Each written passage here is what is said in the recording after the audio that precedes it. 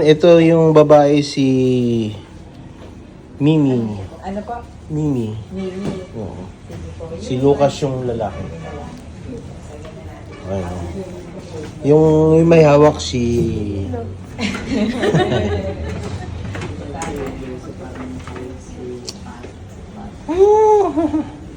Chit. Oh, tabi. Ling. Deworming and 5-in-1. Pinaka-deworm mo na, di ba? Hindi. Deworm siya ulit. Yun po sir. Nag-repeat tayo ng ultras sa mga fetus. Magkano yung 5-in-1? Mukhang wala na pong 500, so, Eh, si Ninang mo. Ninang mo. Naging ninang pa ako. Oo, Ninang mo yan. pero since hindi kasi siya For baby ka. wala na May result na yung parvo. Nila, yes. Alright. Downside lang po with parvo. Alright.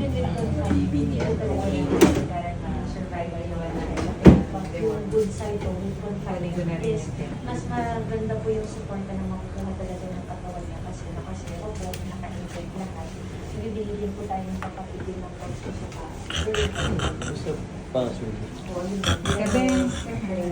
Tinangguhan na natin. Hello ko? Hello? Temperature. Apo. Baka madumi yan. Sinusundot mo yung pit. Disinfected naman po na. Ah. Panay pa naman dumi yan si Lucas. Bigyan ng advisory na sa labas dito. Hindi, sa bahay ko makagaling si baby cover kasi medyo mahina talaga siya. Tapos nagsuka na siya. Yan, deworming and magpapabaksin tayo ng 5-in-1. Alright. Sige po, pwede ko naman po. Malaglag yan, Lane, ha? Uwi na ako, uwi ka na lang. Wait ko lang kung may papauwi kasi na-cause pa po ng infection sa ito. Lucas! Sino si Lucas? Oh? Lucas! Uy, ikaw. 38 ang temp ni... Si Lucas po ito. Lucas. Kunin lang natin yung kaya. Si Lucas. Oo. Deworm. Diyan ka lang. Papawit na lang po. Alright. Sa laki. Ito si Lucas. Ano sir? Lucas. Yan. Second deworming ni Lucas at saka ni Mimi.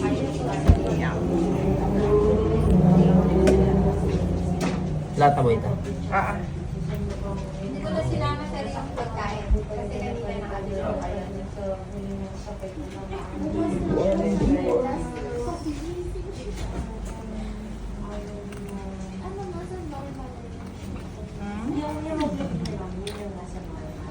Anong pwedeng ipakain sa kanila ng ano?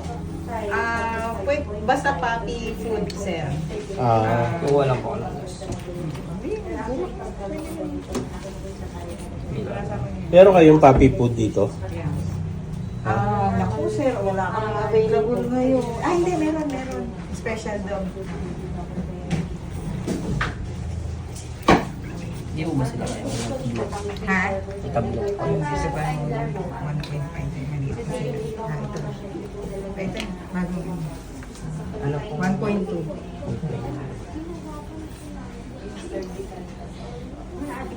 Lucas!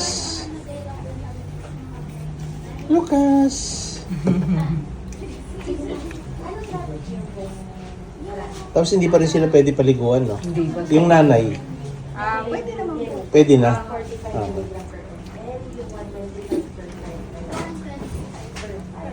Yan, may garapata lagi yung nanay. Nahahawa pa tayo yung mga... Kaya nga eh. Sa susunod, yung last deworming nila, ayun, magbibigay na po ng pang-anti-tick. Hindi pa lang pwede ngayon 6 months. 6 weeks pa lang kasi sila. Pero lang po. Ilang beses ba dini-deworm yung... First, yung sunod-sunod, every 2 weeks, 3 beses. Thereafter, monthly. Prepare lang po namin yung mga. Sige. Hey, chat. Ano, masarap? Masarap yung, lasa? Ha? Masarap ang lasa?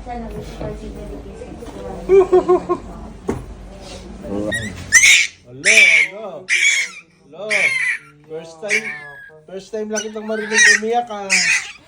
Takot yung isa. First time na kita marinig na umiyak. Ha. Lucas. Masakit ba? Ito si Mimi naman. Oo, si Mimi, oh. Ang brave naman. Oo. Mas matapang si Mimi, hindi umiiyak, oh. Mimi. Sorry na. Akin yung lakay. Sorry na. Hindi mo yung nalaga. Ayun sa'yo. Mimi, hindi masakit? Ba't parang hindi ka nasaktan, ha? So, andito tayo sa Sitio Veterinario, guys. Located at Centennial Plaza. Ayan, San Isidro, Caboy, Laguna. Vlogger yata, sir.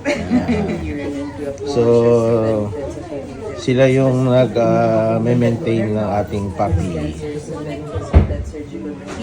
Huwag ka na umiyak.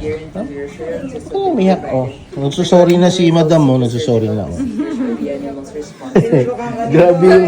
grabe yung iyak niya. Kala mo baby lang, you know? Alright. Ano, masakit? Sige na. Masakit ba? Ha? Grabe iyak mo. Ay, hindi pala ikaw. Si ano pala umiyak? Si Lucas. Sorry na. Huwag ka nang magalit. Sorry na. Sorry na. Other adverse effects always mentioned but with washing po, I would say Ayan. na Alright. pasakay dito sa Sitio Veterinario. high risk. Lane, no? Baka ma. But we'll still Hi. See you guys. if ever na ma-survive niya po.